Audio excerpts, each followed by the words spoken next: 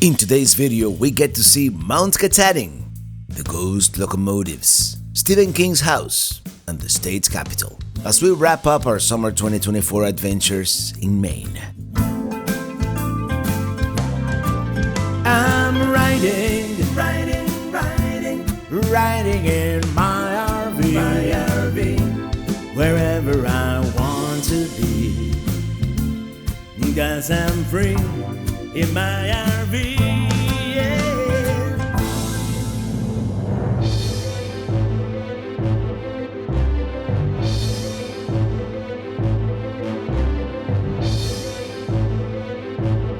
Greetings from the remote wilderness of the Maine Highlands.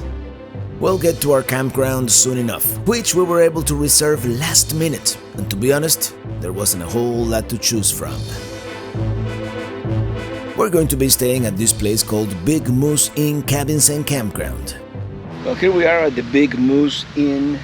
I don't think the GoPro recorded our arrival. It wasn't on when we got here. But no, the one negative, no Starlink. But the positive is actually quite nice. Very nice folks. They have a restaurant with live music tonight. There's a convenience store next door, and so far we are the only ones here. But we're right next to a lake. We might go see it later. But right now, we're gonna do a trip of exploration into Baxter State Park. There are some tight turns in this campground.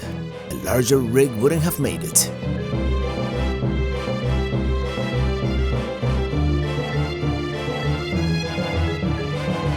We're going to Baxter State Park, home to Mount Katahdin, the northern terminus of the Appalachian Trail. There it is, the highest mountain in Maine, 5,269 feet or 1,606 meters tall. It means Great Mountain in the Penobscot language. And we came all the way here just to see it. Let's stop really quick. Well, here we go. We stopped on the side of the road. We have this rock here called, it's hard to pronounce. I believe it is Pocamos or something like that. I'll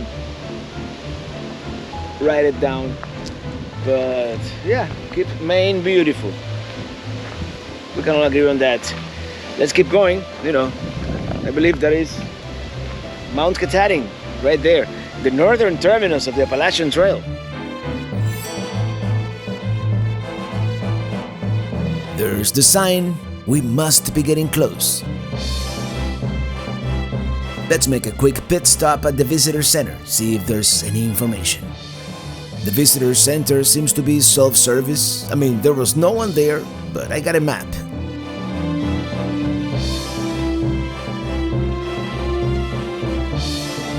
And this is where the pavement ends. It is $16 per day to enter the park, and they also have season passes. And they get all kinds of info about you in case you get lost out there. Apparently, this park is very popular. For some of the trails, you even have to make parking reservations. That's new. I guess we're just going to be able to drive around.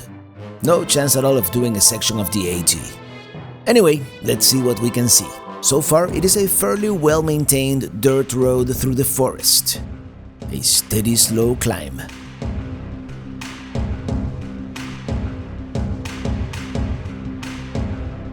Let's stop here for a few minutes. I mean, there is parking, and there may be a short trail to a lake. Let's check out Stump Pond here, which, by the way, this park has more rules and regulations than any other park I've ever seen. Please stay on hardened path. All right, we will. We may encounter moose here, anywhere.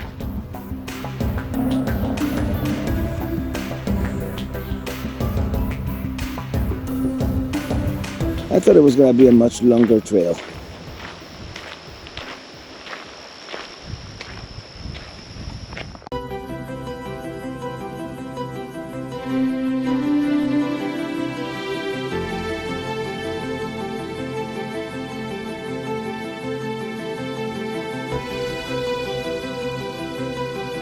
Yeah, I was hoping to come back tomorrow and do maybe a section of the AT, the Appalachian Trail.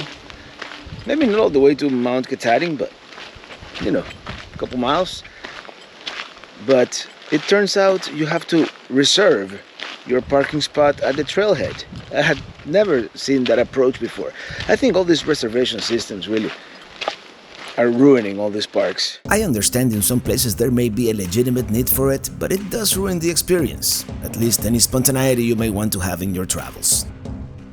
Here's one of the campgrounds, and here's the day-use parking.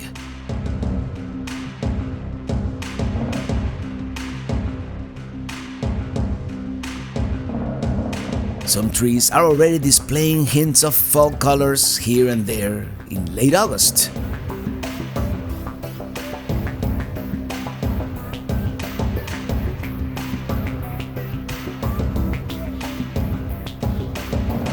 Here's a tiny parking area. I guess this one you would have to reserve, right? We're approaching the Katahdin Stream Campground. This must be day-use parking. This is ideally one of the campgrounds you would stay at in order to do the AT, all the way to the summit of Mount Katahdin, Baxter Peak. And here's the sign. Baxter Peak, 5.3 miles. One of these days, but unfortunately not today. Let's check out the campground really quick though. All of the reviews online say the campground is really nice, although I believe this is for tent camping only. Maybe a small camper van. There's not a whole lot of information on their website. Day-use parking lot. I guess this is the one you have to make reservations for. I'll just park for a minute. I don't really want to get a ticket.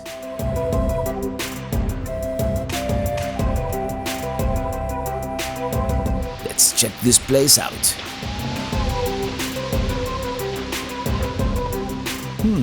Interesting.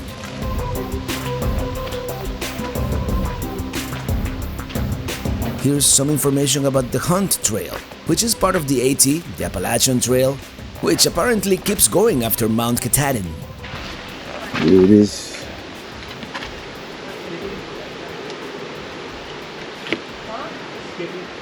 Check it out, Springer Mountain, Georgia.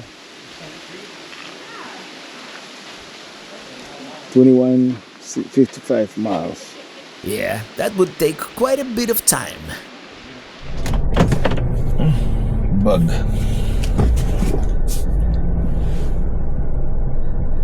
Well, you saw the size of this parking lot. No wonder they have to do reservations, right?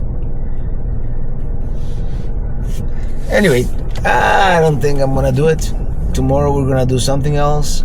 Explore some other area. I mean, they charge you $16 to enter the park, and they don't even have like garbage facilities.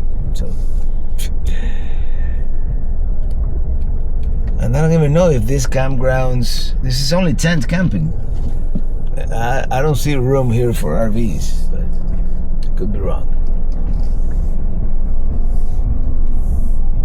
We're gonna go up the road a little more, a little longer.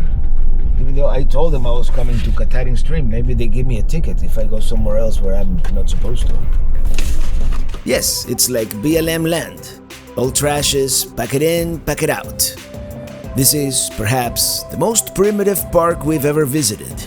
I mean, the road is fairly well maintained, so it is not really a criticism, more like an observation on something unexpected. Oh, check out that view of the mountain with this pond. Let me backtrack a little.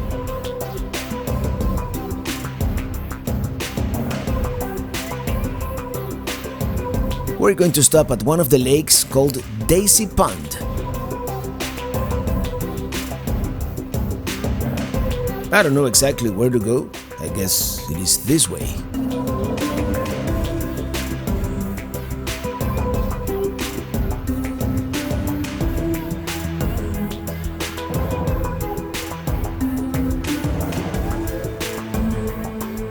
Oh, there's another Appalachian Trail trailhead here.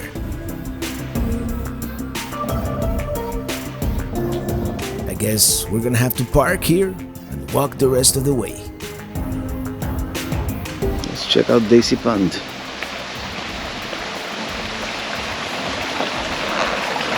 Oh, here's a stream.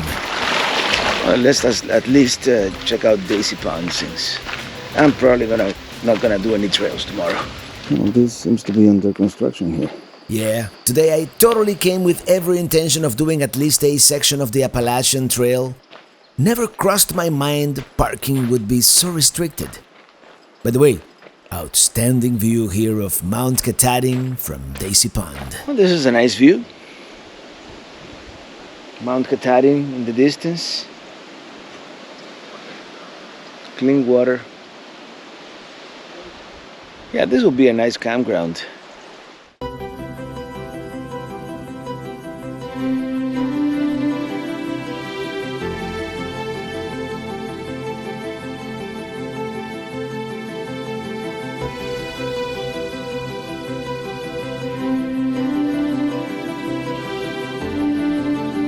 Alright, I'm gonna start heading back.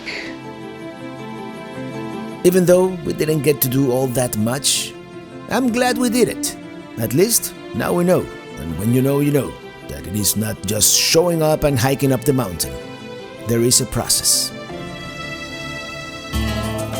Anyway, tomorrow we're doing something far more interesting.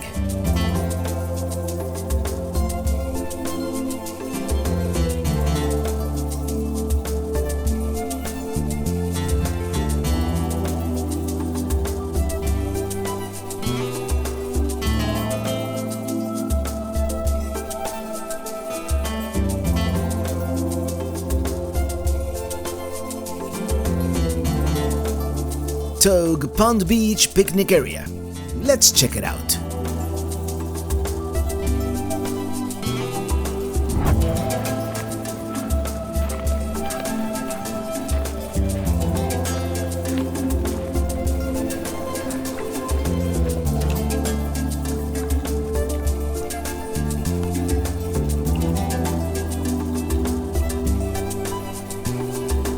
Yeah, I think that's it from Baxter State Park today.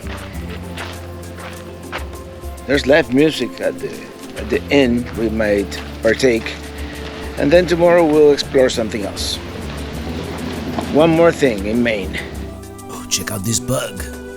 It's huge. Well, at least we can say we saw some wildlife.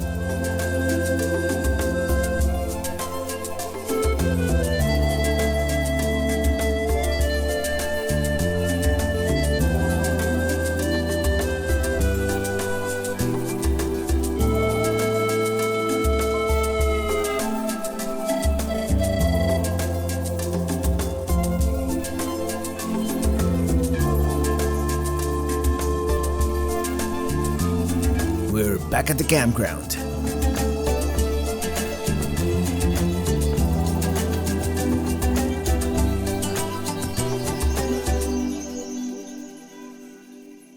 The bar with the live music was packed, so we came next door. Pretty good Philly cheesesteak. This video is sponsored by Slinky Stove.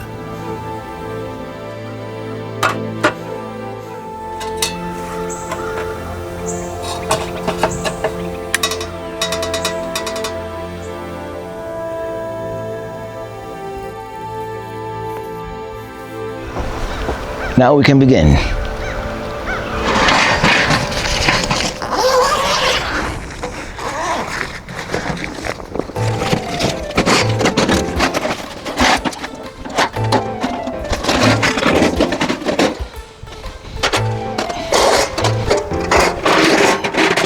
This is Slinky Stove, the storable solution, the original collapsible fire pit invented by an RVer for us RVers. So, space is always at a premium.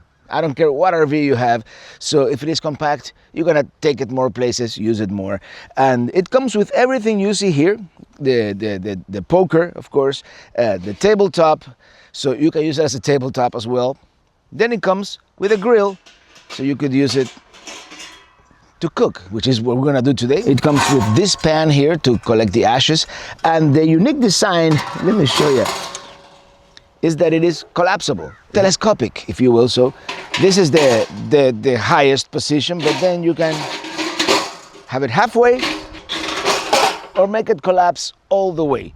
So if you want to have a traditional fire, you know, where you can see the wood and everything burning, and you want to see the flames, this is the position. Then you can make it a little higher or make it all the way. And because of the 3 concentric rings, it has a maximized airflow technology. So, you know, the air, it sucks up the air and it creates this very efficient flame that is virtually smokeless. So it is smokeless, it is telescopic, it is storable, it is made out of high quality stainless steel. And now let me show you. Let's make a fire and cook ourselves some brunch.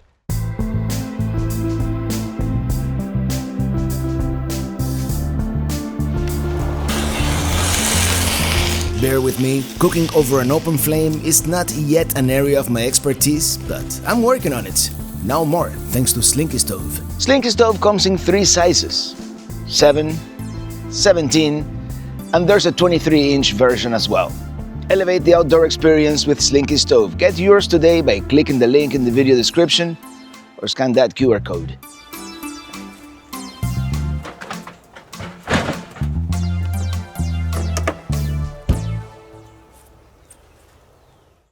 Well, just to end our time here in Maine with a bang, by the way, good morning. We're going on a great adventure. Whoops. There's supposed to be these abandoned locomotives in the middle of nowhere in the woods here.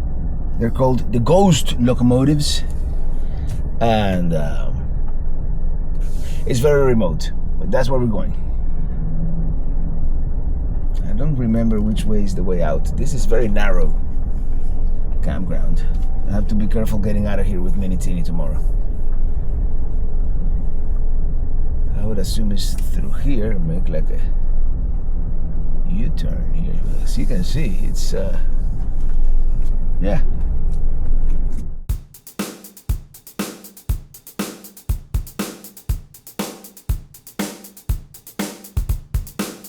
First, we're taking the same road we took yesterday as if we were going to Baxter State Park, but at some point we have to take Golden Road, which in this area runs kind of roughly parallel to Baxter.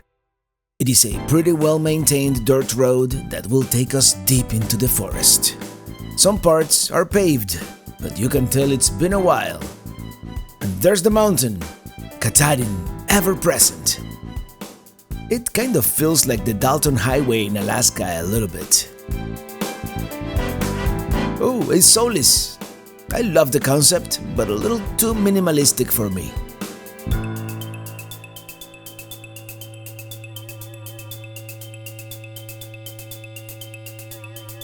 This is the Abol Bridge campground. We're right on the boundary of Baxter State Park.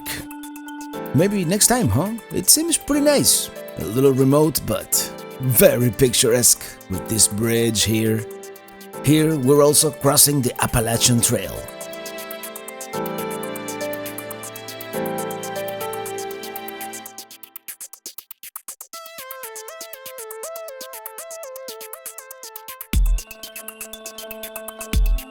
Cool, pretty river. I should slow down. Oh no, logging truck on a 1-lane bridge. The road, not as well maintained in this area. Now we know why the road is so bad. And even worse, we're stuck behind the slow-moving vehicle. Anyway, to make a long story short, a little over an hour later we are arriving at the Telos checkpoint, where we have to register and pay a fee to access the North Maine woods. Well, first leg of the trip is done and we checked in at the checkpoint. $16 per person, or was it 18? Anyway, yeah, another hour and we'll be there. You know, the road is real good until once in a while you get potholes and whatnot. But it's, so far, this part is a very well-maintained dirt road.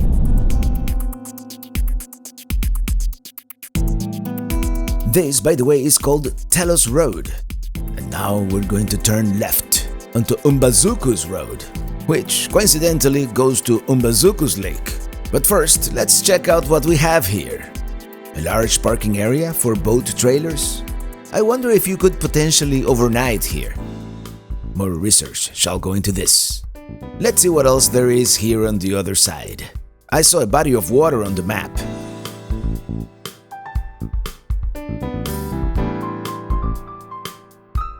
There's a bridge spanning Telos Lake and the ranger station.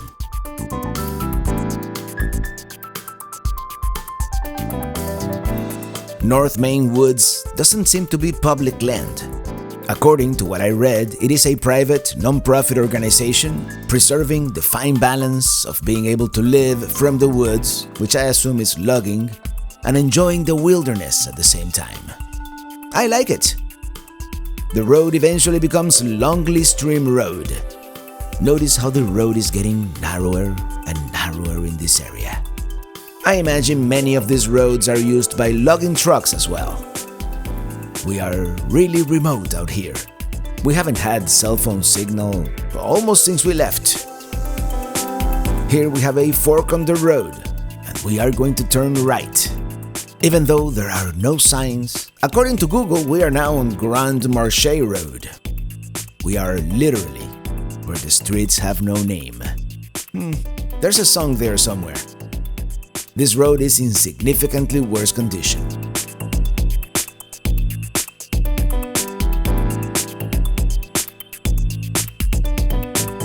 Several miles later, we are turning onto Shallow Lake Road, going deeper and deeper into the Maine Northwoods wilderness.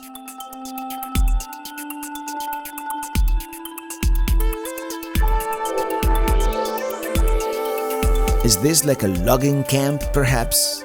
Even though there is certain infrastructure, like that camp we just passed, it feels very remote. I don't think it's felt this remote since Alaska last year. I was tempted to stop at this bridge, see the stream, but after the earlier episode with the logging truck, I think not.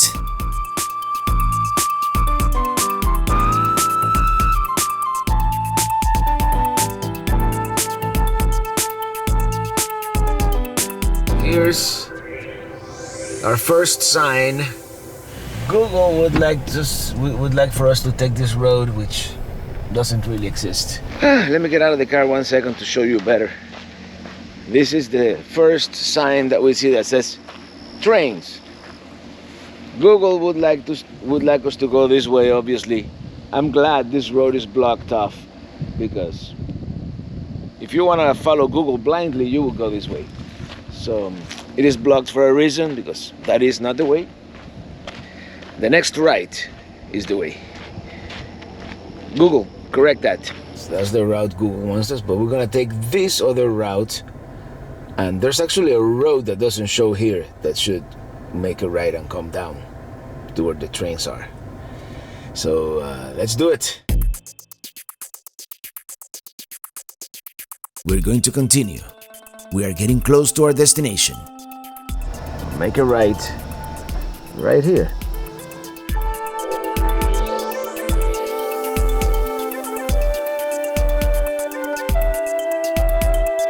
I have a feeling this last stretch of the road is going to be more of an adventure.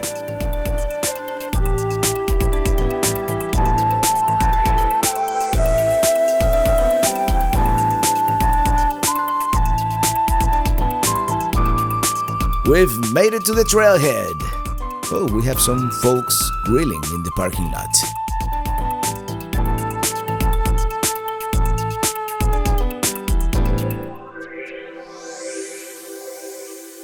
There's an outhouse. Good. See, here we are. It's 0.89 miles to the tram and then the locomotive. Oh, I see. Hazard. Ground hornet's nest halfway down the boardwalk. Okay. Well, we'll keep that in mind. Here we go. Just another walk in the woods. It looks like it's going to be a little bit muddy. The trail is very well marked with these ribbons and blue blazes, and it is pretty dense forest here. Gives me the heebie-jeebies. I'm just trying to make some noise here just in case there's some wildlife. Wearing a red shirt may not have been the greatest idea.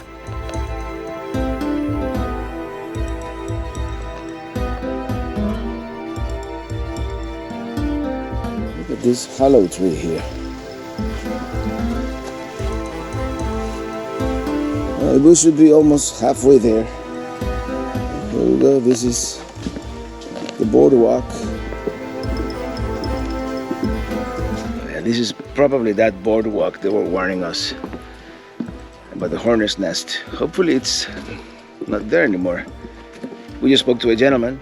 He says that we're about a third of the way there, and he didn't say anything about rotten wood or hornet's nest, so we're probably okay. Yep, it's like a rainforest out here.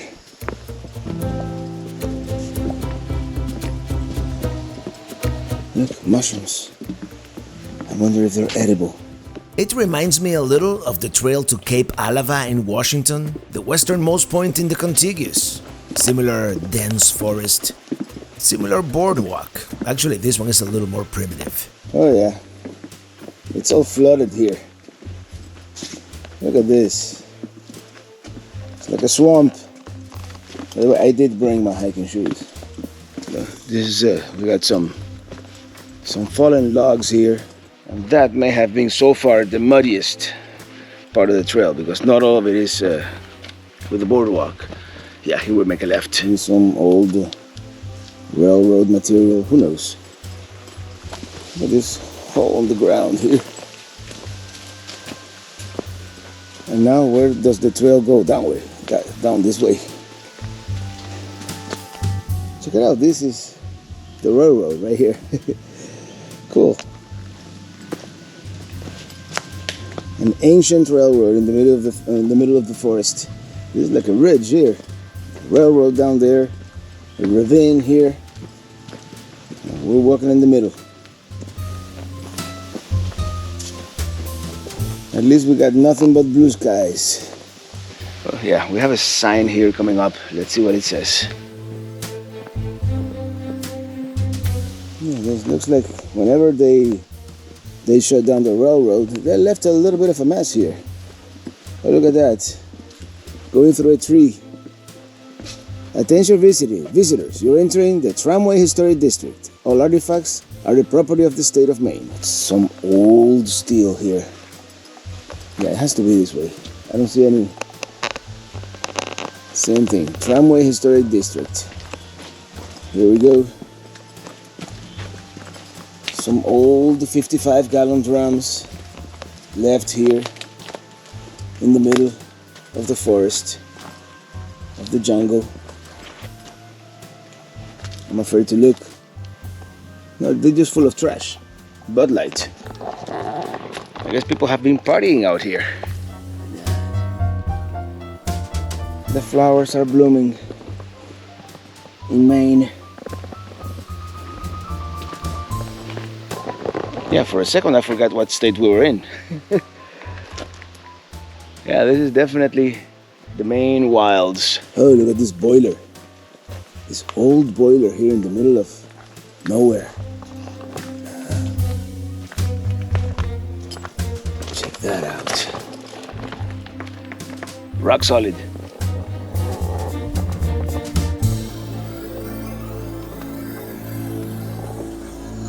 There are plants growing on it. This is quite amazing. And this must have been the door to the boiler right there. Are here, rotten, decaying for decades in the middle of the forest. Well, we have an obstacle here.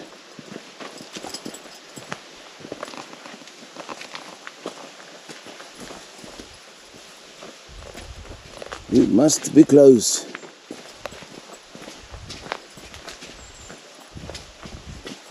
Yeah, look at this. You can tell this was like a bifurcation. Yeah, we gotta be so close. Oh, there it is. Check it out. Yes, the Ghost Locomotives. Oh yeah, it took us almost 3 hours to get here, and now we have 3 hours to get back. So you can tell we really wanted to see this. Yeah, there's a lake right there, so this creek probably goes to that lake. But here's the main thing we came to see. This used to be the Eagle Lake and West Branch Railroad, which operated from 1927 to 1933. It was built specifically to transfer pulpwood from the north-flowing Allagash River to the east-flowing Penobscot River, in order to be able to take all that pulpwood to the paper mill. This one's huge. Then the Great Depression happened, and in 1933 the railroad ceased operations. The locomotives were abandoned, and nowadays only the shells remain. Let's see if we can see it from this side.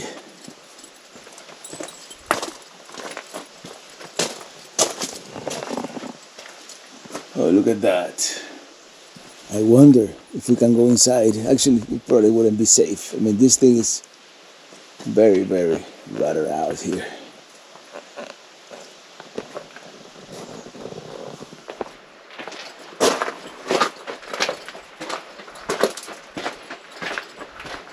But yeah, this is super cool. Definitely worth the 2-hour drive and the 45-minute walk in the muddy woods. Check it out. This must be the brake pad, right? And the leaf springs. Let me tell you, I love big machinery like this, and to find these old locomotives here in the middle of nowhere, it's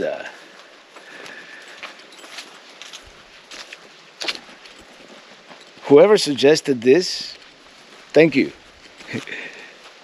Probably more than one person suggested this, because this was high on the list of things to do here in Maine, in the forest. Second was Mount Katahdin, but that was a little more involved than I was prepared for. Let's see if we can walk all the way down to the lake, and then, I mean, there's nothing else to do here but admire these old pieces of machinery and get back, because we have 3 hours ahead of us still. Let's go down to the lake. Here we have more stuff, maybe from a caboose or something. Who knows? Who knows what all this belong to? Oh, this is the other tram that they were talking about. Hey, look at all this.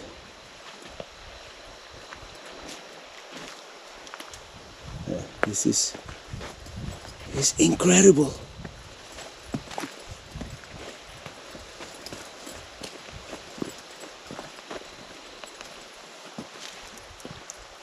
Oh, by the way, that's the lake.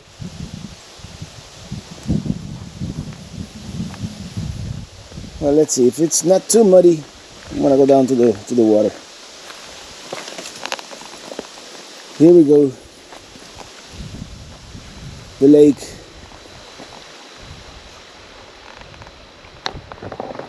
There's another lake on the other side, but I've been reliably informed that it is really muddy, so we're only gonna see this one.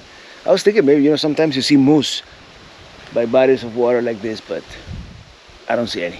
This is Eagle Lake, and the trains would transfer the pulpwood from here south to Chamberlain Lake, which eventually becomes Telos Lake, which drains into the Penobscot River. Alright, let's go back. We'll take a selfie with the trains and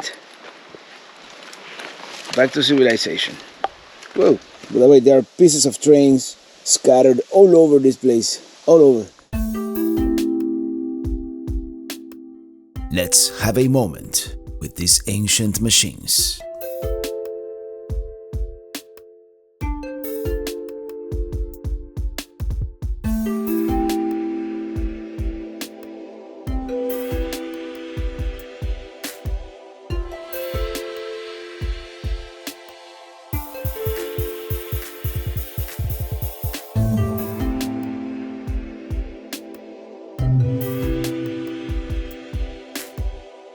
Well, as you probably know, I would love to linger here forever, but at some point we have to get back, so let's get on that muddy trail once again.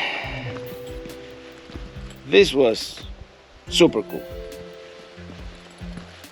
One of the highlights, for sure, of our time here in Maine. There's a trail that goes to the tramway to the other lake, but we're not gonna do that one today. Or ever.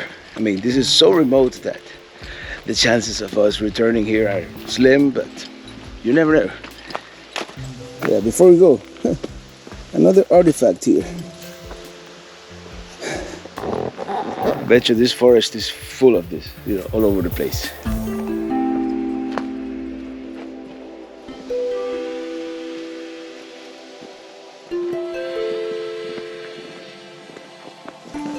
Now we're on the boardwalk.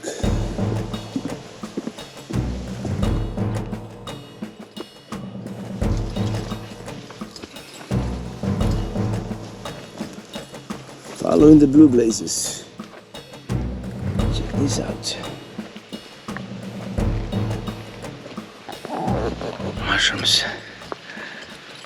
I think we're like 3/4 of the way there. We're getting close. It's a beautiful, lush forest. And we've made it. And we have conquered the Ghost Locomotives trail. The folks making barbecue are gone. We're gonna get an energy bar, a protein bar. Maybe use the outhouse one more time and then go back. All right, mission accomplished. Now we have about an hour to the checkpoint. And another hour to our RV park. Luckily, we have offline maps, so yeah, GPS works.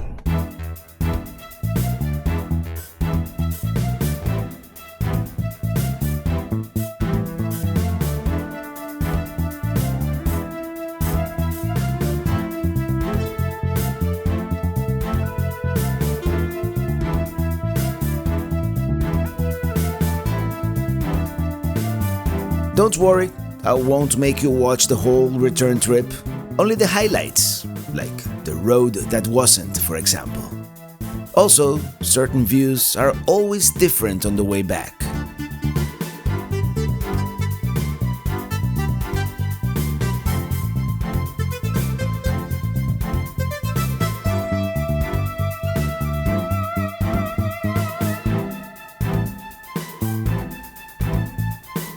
Let me check back in, tell them we made it okay.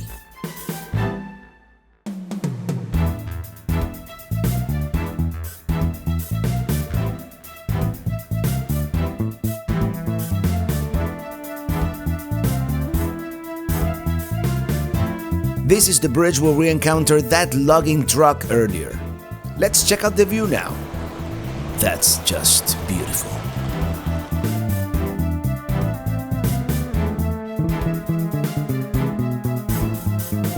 This is that Abol Bridge campground we passed earlier. Very nice indeed.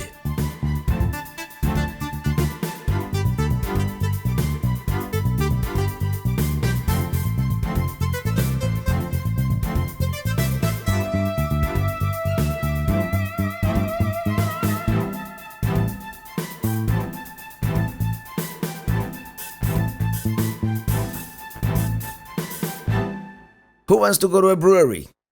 We do, and there seems to be one just a few minutes away.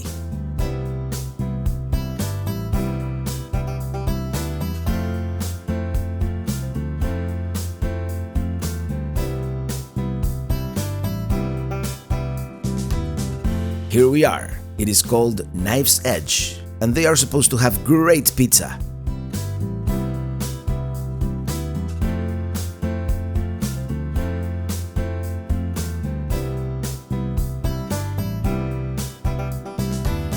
Here we are, Knife's Edge Brewing.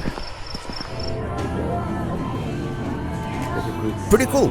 They have a wood-fired oven. We're having a cold IPA, of course. And this place is actually very nice. Barbecue, brisket pizza, and cheesy bread. We definitely ordered too much food.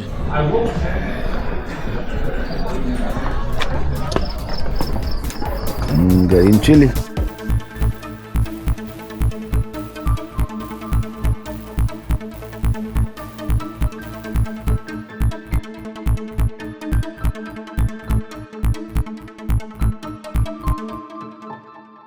Well, good morning. A little bit of an early start today because we have 6 hours by the GPS, which it's gonna be all day. I think this time around we did Maine justice. Let me know what you think, but we did a lot more than the last time we were here. Now we have it's a little narrow to get out of here, so I wanna concentrate. So enjoy the ride.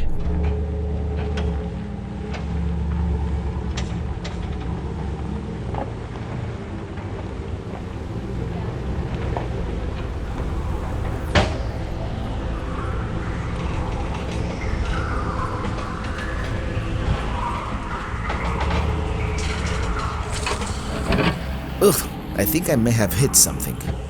Maybe not. Yeah, it is tight, and many low-hanging branches.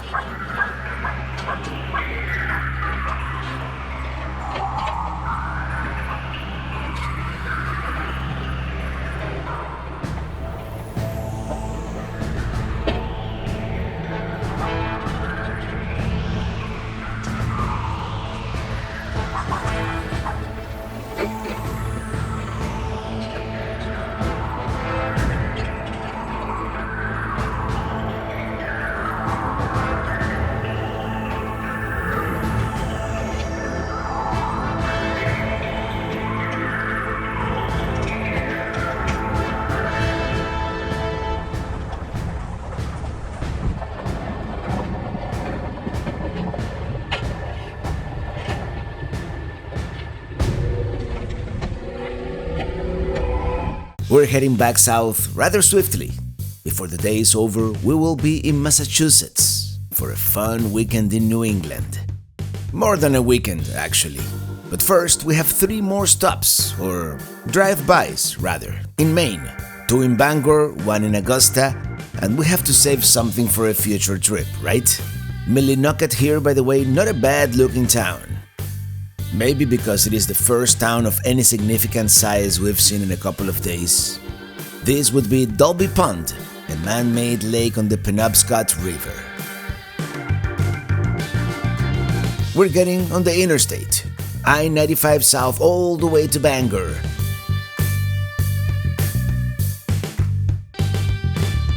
It is an uneventful 1-hour drive.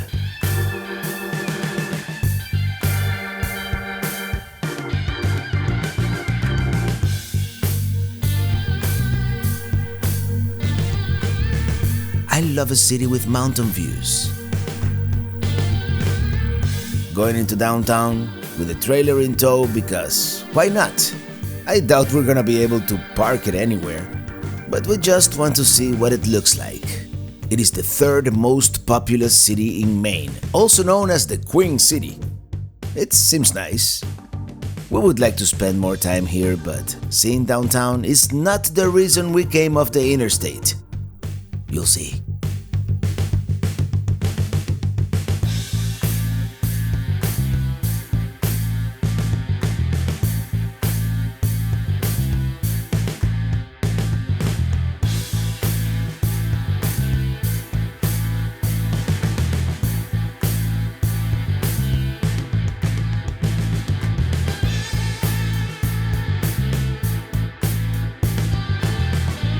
Reason number 1 we're here? Well, there's a huge Paul Banyan statue that we couldn't see very well, so we're going to turn around and see it again.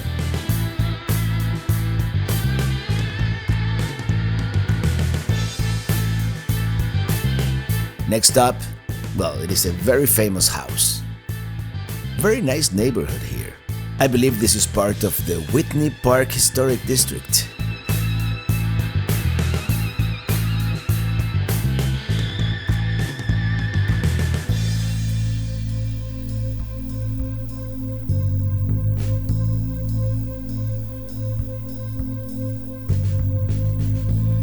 Well, this is it, right here on the left. You can tell other people had the same idea. Let's see if we can park it for a few minutes, so let's go around the block.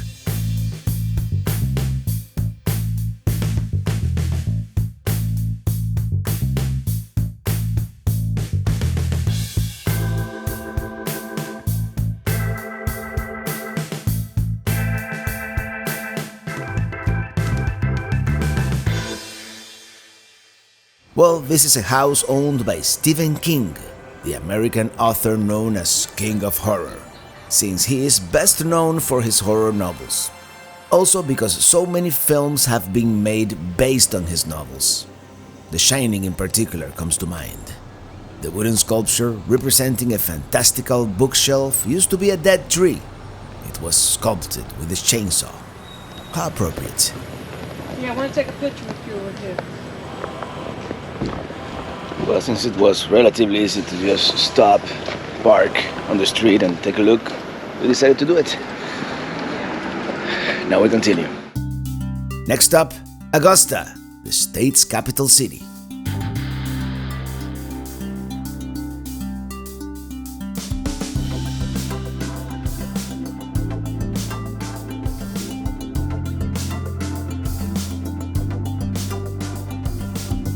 Let's refuel. I guess I unknowingly pulled into the full-service pump. Full service at gas stations seems to be more common here in the Northeast. As a Southerner, this is very unusual, very unexpected. We're back on I-95 South. About an hour later, we're arriving in Augusta.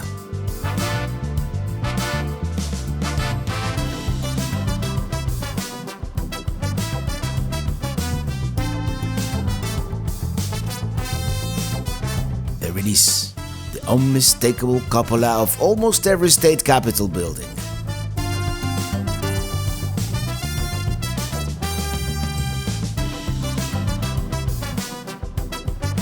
Here it is coming up on the left.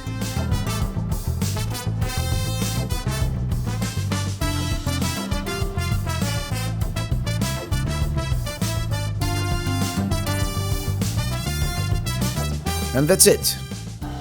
We continue south.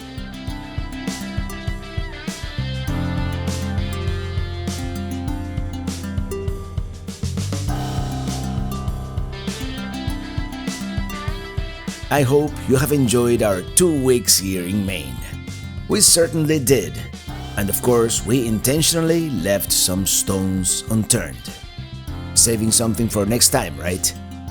There is so much more to see here in the Pine Tree State, particularly in the interior. But that of course will be another trip, another year, another new adventure. Now the road will take us to Massachusetts and Rhode Island. We will revisit old favorites like Boston and Plymouth, and places new to us like Martha's Vineyard, Providence, and Salem, among others. But that will be a whole other video. Until then, thank you so much for watching, and see you on the road.